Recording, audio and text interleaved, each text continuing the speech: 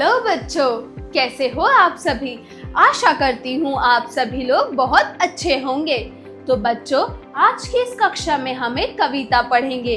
कविता प्रकृति से सीखे, मतलब प्रकृति से हमें बहुत कुछ सीख मिलती है।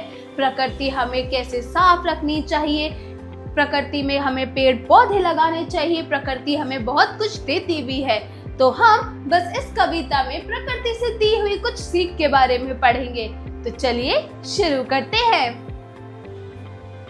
अध्याय 1, प्रकृति से सीखें।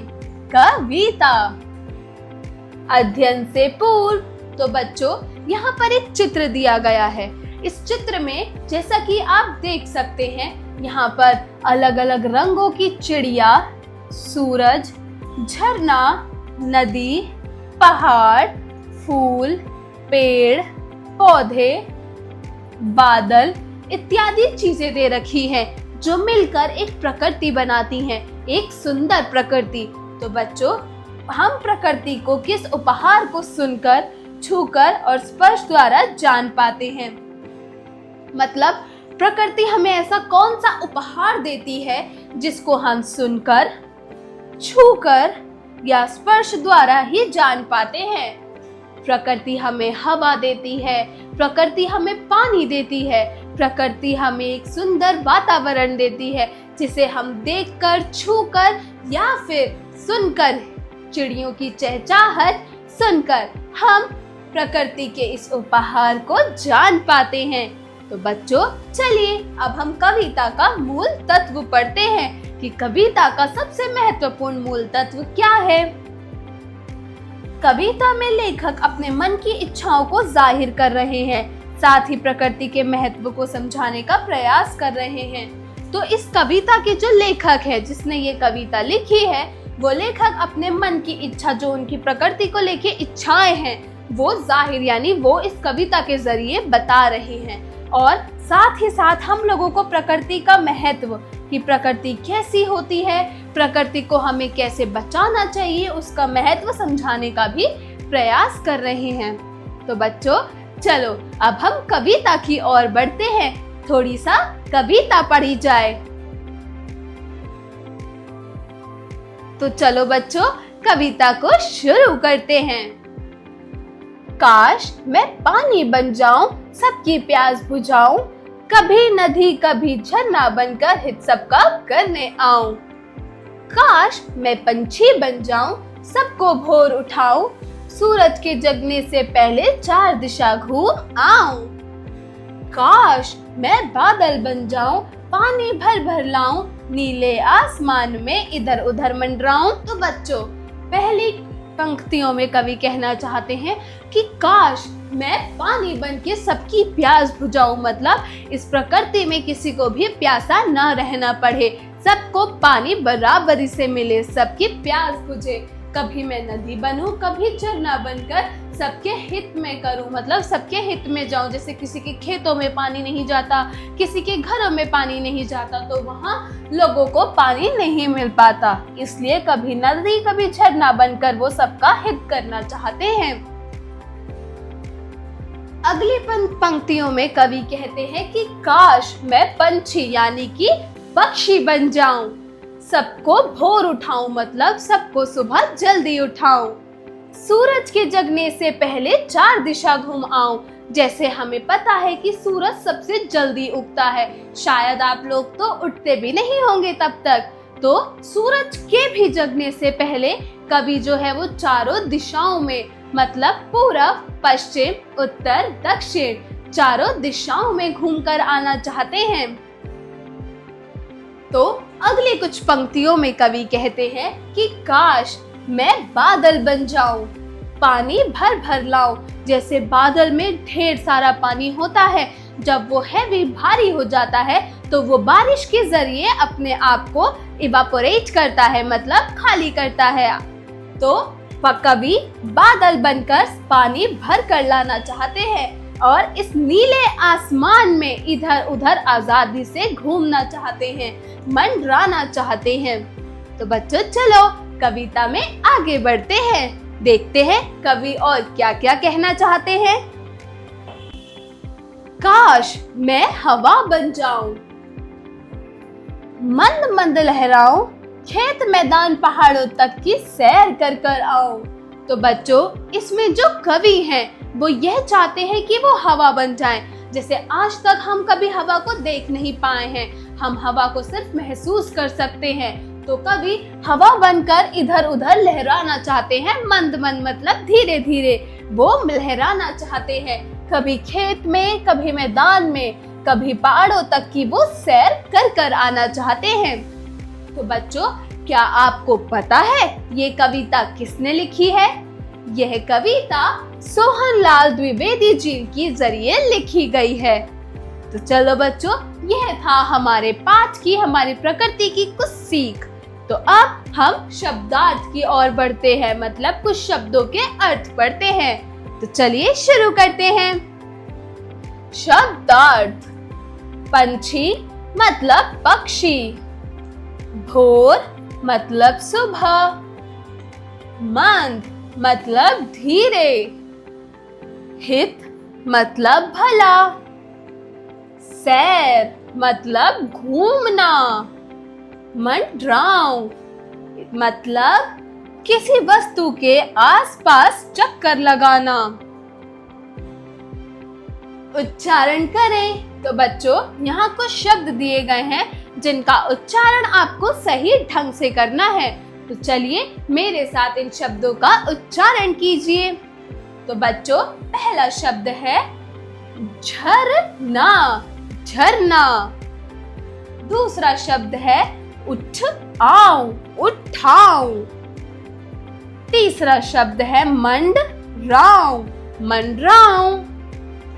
चौथा शब्द है इधर, इधर। आखिरी शब्द है उधर, यानी कि उधर। श्रुत लेख मतलब सिर्फ लिखने के लिए। तो बच्चों, यहाँ पर कुछ शब्द दिए गए हैं जिनका आप लोगों को लिखकर अभ्यास करना है। तो चलो मेरे साथ इन शब्दों को लिखना शुरू करो। पहला शब्द है खेत, खा ए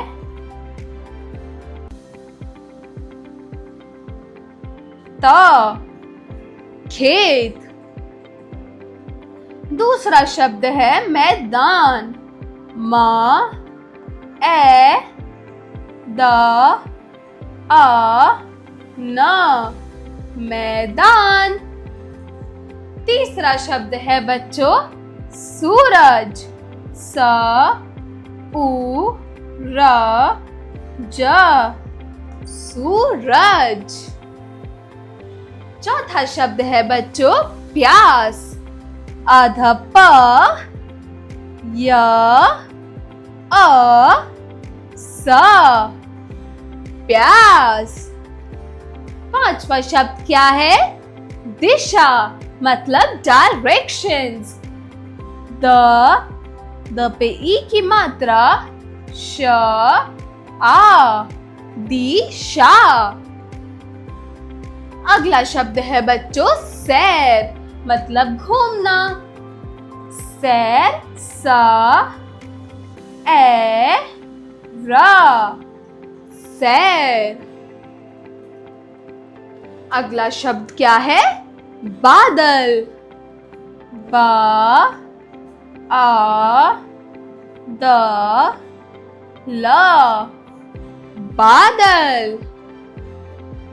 उसके अगला शब्द है काश, का आ श,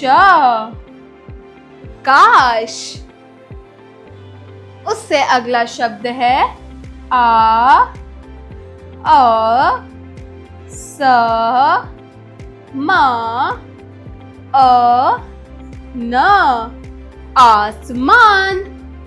आखिरी शब्द है झरना जो पहाड़ों के बीच में से बहता है, झ र न आ, झरना। तो बच्चों, ये थे कुछ शब्द जिनका हमें लिखकर अभ्यास करना था। तो अब हम कविता का थोड़ा सा अभ्यास करते हैं, मतलब अभ्यास कार्य शुरू करते हैं। तो चलिए अब थोड़ा सा अभ्यास करें। अभ्यास कार्य, जरा बोलिए। Speaking skills. प्रश्न 1, दिए गए प्रश्नों के उत्तर बताइए। तो बच्चों यहाँ कुछ प्रश्न दिए गए हैं जिनका उत्तर हमें बताना है। तो बताओ, कवि पानी बनकर क्या क्या करना चाहता है? कवि पानी बनकर सबकी प्यास बुझाना चाहते हैं। Very good. अगला प्रश्न है, मंद मंद कौन लहराना चाहता है? Very good. कवि हवा बनकर मंद मंद लहराना चाहते हैं। अगला प्रश्न है, चारों दिशाओं कौन घूमकर आना चाहता है? चारों दिशा कवि घूमकर आना चाहते हैं सूरज बनकर। अगला प्रश्न है, इधर उधर कौन मंडराना चाहता है? तो बच्चों पहला प्रश्न है, सबका हित कौन करना चाहता है? तो बच्चों सबका हित कवि करना चाहते हैं हवा बनकर। हवा बनकर कवि सबका हित करना चाहते हैं। अगला प्रश्न है, सूरज से पहले कौन जगना चाहता है? कौन? Very good. सूरज से पहले कवि जगना चाहते हैं पंछी बनकर, मतलब पक्षी बनकर। अगला प्रश्न है, हवा बनकर क्या करने का मन होता है? तो बच्चों हवा बनकर मंद मंद यानी धीरे धीरे लहराने का मन होता है कवि का। अगला प्रश्न है, इधर उधर कौन मंडराना चाहता है? तो बच्चों बताओ, इधर उधर कौन मंडराना चाहता है? तो बच्चों वेरी गुड। इधर उधर कवि मंडराने चाहते हैं, वो भी बादल बनकर। बादल बनकर कवि इधर उधर मंडराना चाहते हैं। तो बच्चों चलिए अब अगले प्रश्न की ओर बढ़ते हैं। तो बच्चों अगला प्रश्न है, कविता की पंक्तियां पूरी कीजिए। तो बच्चों यहाँ कुछ कविता की पंक्तियां दी गई हैं जिनमें रिक्त स्थान दिया गया है, जिनको ध्यान से पढ़कर आपको पूरा करना है। तो पढ़िए, चलिए शुरू करते हैं। काश मैं, वेरी गुड, काश मैं बादल बन जाऊं, पानी भर भर लाऊं, कैसे आसमान में नीले नीले, नीले नीले आसमान में इधर उधर मंडराऊं, काश मैं बादल बन जाऊं, पानी भर भर लाऊं, नीले नीले आसमान में इधर उधर मंडराऊं। तो बच्चों ये पंक्तियां यहाँ पूरी होती हैं। चलिए अब अगले पृष्ठ की ओर बढ़ते हैं। प्रश्न 4, सही मिलान कीजिए। तो बच्चों यहाँ कुछ शब्द दिए गए हैं जिन शब्दों का आपको उनके जुड़े हुए शब्द यानी कि दिए गए शब्दों से जुड़े हुए शब्दों का यानी कि जो उनसे मिलते जुलते शब्द हैं उनसे उनका मिलान करना है। जैसे पहला शब्द है सूरज। सूरज कब उगता है? सुबह। तो हम सूरज को भोर से मिलाएंगे। अगला शब्द है बादल। बादल, बादल में ढेर सारा पानी होता है जिससे बारिश होती है, तो हम बादल को पानी से मिलाएंगे। अगला शब्द है पानी। पानी क्या करता है? पानी सबकी प्यास बुझाता है, तो हम पानी को प्यास से मिलाएंगे। हवा, जब हवा चलती है तो लोग अक्सर सैर पे जाते हैं यानी कि घूमने जाते हैं, तो हम हवा को सैर से मिलाएंगे। अगला शब्द है पंछी। पंछी हर दिशा में घूमते हैं, तो हम पंछी को दिशा से मिलाएंगे। तो यह थे कुछ सही मिलान कीजिए के शब्द। चलिए अगले प्रश्न की ओर बढ़ते हैं। जरा सोचिए। तो बच्चों, अब के इन कुछ प्रश्नों में आपको थोड़ा सा दिमाग लगाना है, यानी अब हम आपके क्रिटिकल थिंकिंग यानी एक थिंकिंग टेस्ट लेंगे। तो चलिए इन प्रश्नों को देखते हैं। प्रश्न 5, किसी दिन अगर सूरज ना निकले तो क्या होगा? बताओ बच्चों, अगर जैसे आप लोग रात में सोते हो तब तो सूरज नहीं होता। जब सुबह सूरज उगता है आपकी मम्मा आपको उठाती हैं स्कूल जाने के लिए, रेडी होने के लिए। लेकिन अगर सूरज ही नहीं उगेगा तो सुबह होगी ही नहीं, यानी लोगों की जो दिनचर्या है वो खराब हो जाएगी, जिससे उनके डेली रूटीन के हर काम पे फर्क पड़ेगा और हमारा जो एनवायरनमेंट है वो भी खराब होगा। क्योंकि जैसे एक ह्यूमन बॉडी, एक प्लांट्स को रात की नीड होती है as for the resting purpose, यानी आराम करने के लिए, ऐसे ही दिन में सूरज की भी उतनी ही जरूरत होती है। इसीलिए सूरज नहीं निकलेगा तो हमारे एनवायरनमेंट को बहुत ज्यादा, यानी हमारा वातावरण बहुत ज्यादा खराब हो जाएगा। चलिए अगले प्रश्न की ओर बढ़ते हैं। प्रश्न 6, यदि आपको अपने मन से कुछ करने की स्वतंत्रता दी जाए तो आप क्या करना चाहेंगे? इस क्वेश्चन में, इस प्रश्न में शायद आप लोग बहुत खुश होंगे।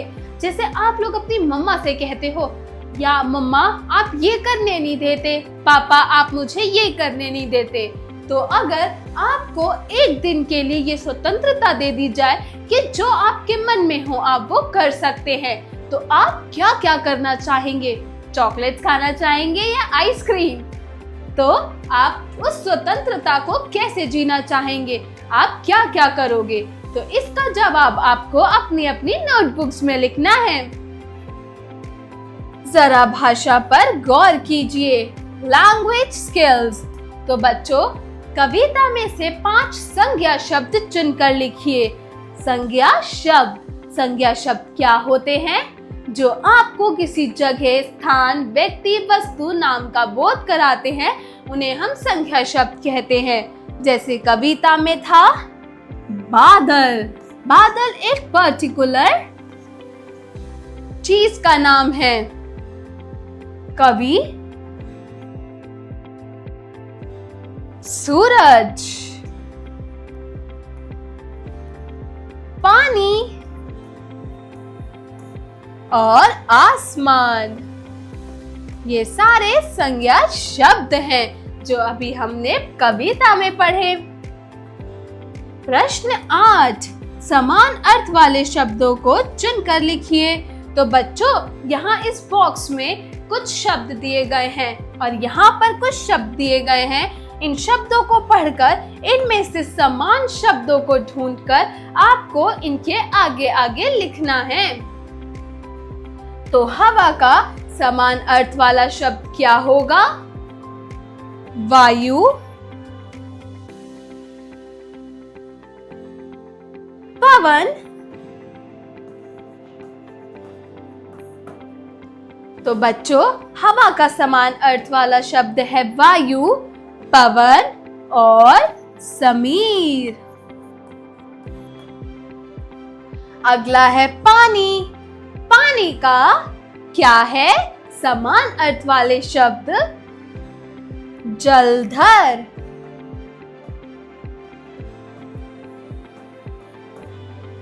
जल, नीर। पानी के समान अर्थ वाले शब्द हैं जलधर, जल और नीर। चलिए अगले शब्द को देखते हैं। अगला शब्द है बच्चों पंछी। पंछी मतलब पक्षी, खग और नभचर। पक्षी के समान अर्थ वाले शब्द है पक्षी, खग और नभचर। अगला शब्द है बादल। बादल का क्या होगा बच्चों? वायु, मेघ, घन और जलधर। बादल के समान अर्थ वाले शब्द है बच्चों मेघ, जलधर और घर। आसमान, आसमान का पर्यायवाची यानी समान अर्थ वाले शब्द क्या होंगे? आकाश, अंबर और नभ। आसमान के समान अर्थ वाले शब्द है आकाश, अंबर और नभ। आखिरी शब्द है बच्चों सूरज। सूरज का समान अर्थ वाले शब्द होंगे दिनकर, रवि और भानु। दिनकर, रवि और भानु। चलिए अब अगले प्रश्न की ओर बढ़ते हैं। तो बच्चों प्रश्न 9, छोटे ऊ तथा बड़े ऊ की मात्रा वाले शब्द अलग अलग चुनकर लिखिए। तो बच्चों यहाँ 2 श्रेणियां दी हुई हैं, छोटा ऊ और बड़े ऊ की, और यहाँ कुछ शब्द दिए गए हैं जिसमें छोटा और बड़े ऊ की मात्रा लगाई हुई है। तो हमें उन शब्दों को चुनकर उनकी श्रेणियों में लिखना है। तो पहला शब्द है सूरज। सूरज में बड़े ऊ की मात्रा आती है, तो हम इसे बड़े ऊ वाली श्रेणी में लिखेंगे। अगला शब्द है फूल। फूल में भी बड़े ऊ की मात्रा आती है, तो हम इसको भी इसी श्रेणी में लिखेंगे। अगला है सुन। सुन में छोटी ऊ की मात्रा आती है, तो हम इसे छोटे ऊ वाली श्रेणी में लिखेंगे। अगला शब्द है झूल। झूल में बड़े ऊ की मात्रा आती है, तो हम इसे बड़े ऊ वाली श्रेणी में लिखेंगे। अगला शब्द है गुण। गुण में छोटे ऊ की मात्रा आती है, तो हम इसमें छोटे ऊ की श्रेणी में लिखेंगे। अगला शब्द है धूम। धूम में बड़ा ऊ आता है, तो हम इसको बड़े ऊ की श्रेणी में लिखेंगे। अगला शब्द है बुनकर। इसमें छोटे ऊ की मात्रा आती है, तो हम इसको छोटे ऊ की श्रेणी में लिखेंगे। अगला और आखिरी शब्द है सुख, मतलब हैप्पीनेस, तो हम इसको छोटे ऊ की श्रेणी में लिखेंगे। क्यों? क्योंकि इसमें छोटा ऊ आता है। सुख। चलिए अगले प्रश्न की ओर बढ़ते हैं।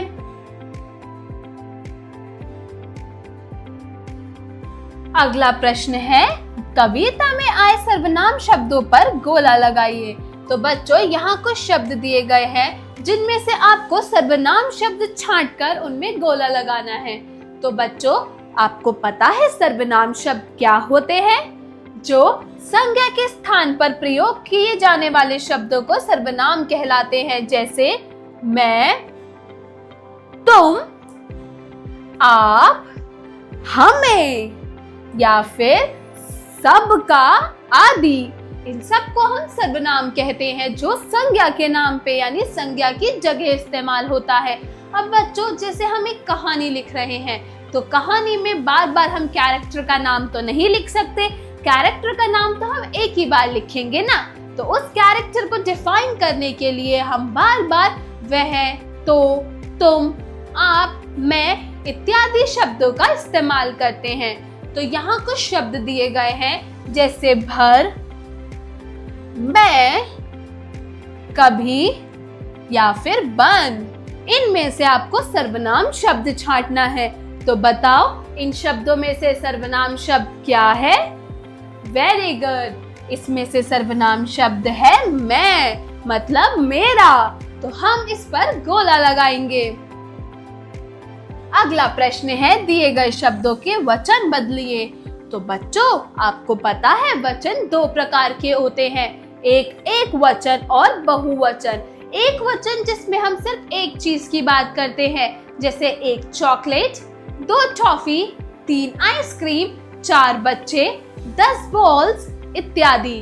और बहुवचन वो होते हैं जिसमें हम ढेर सारी चीजों की बात करते हैं, जैसे 10 balls, 2 chocolates। इसमें 2 चॉकलेट की बात हुई, मतलब यहाँ एक ऑब्जेक्ट नहीं है, 2 ऑब्जेक्ट है, तो वो बहुवचन में आ गया। तो यहाँ आपको कुछ शब्द दिए गए हैं जिनको आपको बहुवचन में बदलना है। तो नदी का बहुवचन क्या होगा? नदियाँ। क्यों? क्योंकि नदी एक नदी के बारे में बता रही है और नदियाँ ढेर सारी नदियों के बारे में बता रही है। अगला शब्द है खेत। खेत को का वचन जब हम बदलेंगे तो वो हो जाएगा खेतों। अगला शब्द है मैदान। मैदान का वचन बदलेंगे तो वो क्या बनेगा? मैदानों। अगला शब्द है झरना। झरना एक वचन है, अगर हम इसको वचन बदलेंगे इसका तो क्या बनेगा? झरने, मतलब ढेर सारे झरने। चलिए अगले प्रश्न की ओर बढ़ते हैं। जरा रचनात्मक कार्य कीजिए, योर क्रिएटिव स्किल्स। प्रश्न 12, प्रस्तुत कविता में आपको क्या सीख मिलती है, अपने शब्दों में लिखिए।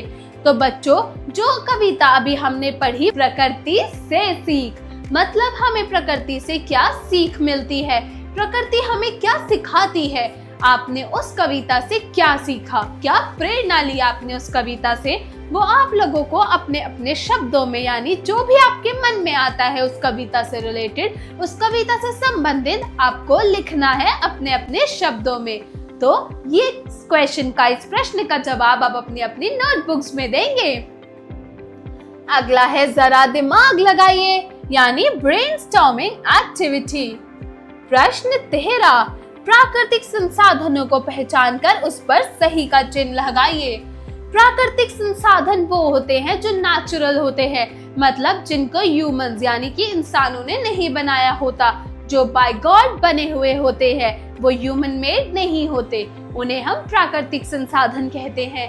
तो यहाँ कुछ चित्र दिए गए हैं, उन चित्रों को आपको पहचानना है और आपको बताना है कि क्या यह चित्र ह्यूमन मेड है या फिर ये प्राकृतिक संसाधन है।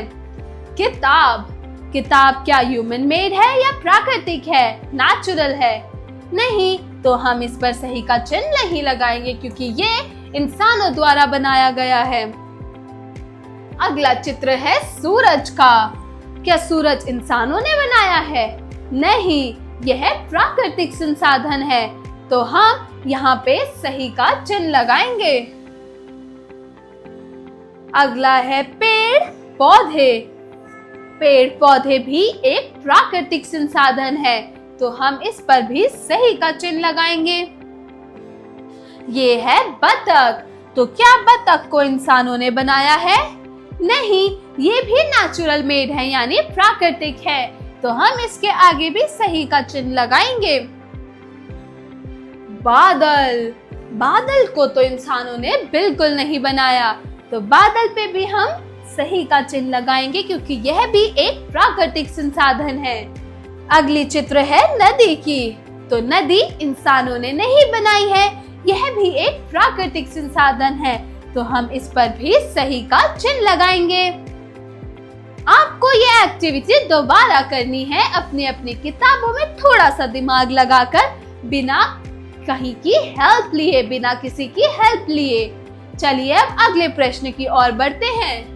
जरा रंग भरिए, आर्ट इंटीग्रेटेड एक्टिविटी। प्रश्न 14, दिए गए चित्र में रंग भरिए। तो बच्चों, जैसे आप देख सकते हैं यहाँ कितना खूबसूरत चित्र दिया गया है, पेड़ का, चिड़िया का, सूरज का, पहाड़ों, घर, नदी, बत्तख इत्यादि चीजों का आपको इसमें चित्र दिया गया है। तो आपको इस चित्र में प्यारा सा रंग भरना है साफ सफाई के साथ। तो बच्चों, आशा करती हूँ आपको ये कहानी, ये कविता अच्छी लगी होगी। मिलते हैं अगली क्लास में एक नई कहानी के साथ। तब तक के लिए बाय बाय बच्चों।